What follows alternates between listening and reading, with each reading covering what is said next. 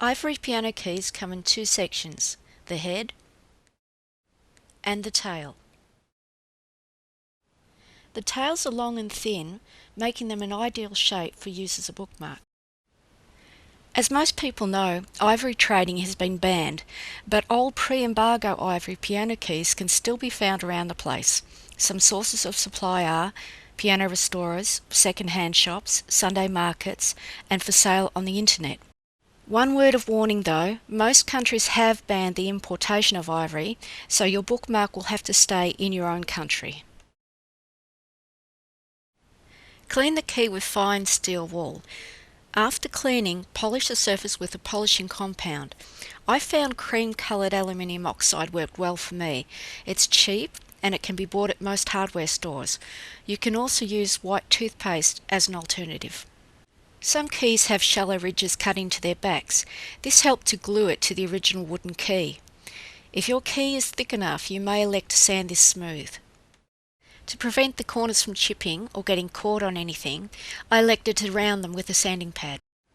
To transfer the design, I simply resized it on a computer, cut out the pattern, placed it on the key ring, taped it in place. I then slid some graphite paper underneath and outlined the design with a very hard pencil.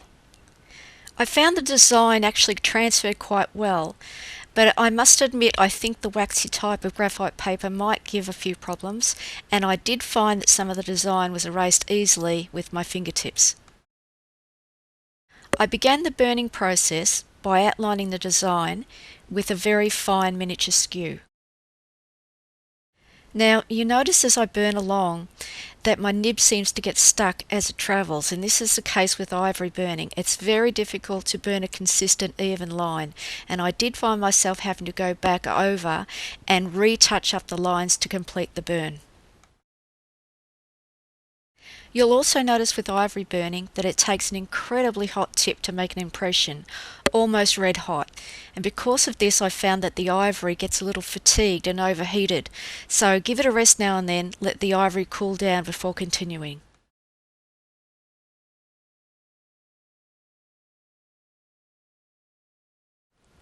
Once my outline is done, it's time to fill in the bird.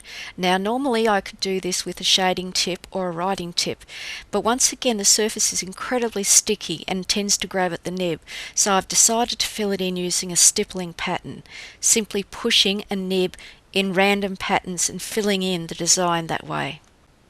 I can use the same skew to actually stipple the design if I turn the skew over and use the toe of it to impress into the ivory. You can also use a very fine or miniature writing tip. In this case I'm using a ball stylus. Here you can see me finishing the burning process by stippling in the design of the water.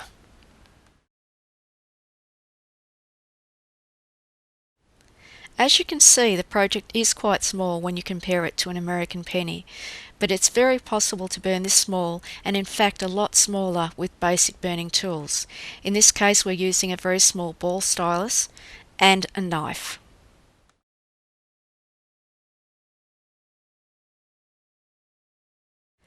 To finish the project up, I marked the spot where I wanted to drill a hole.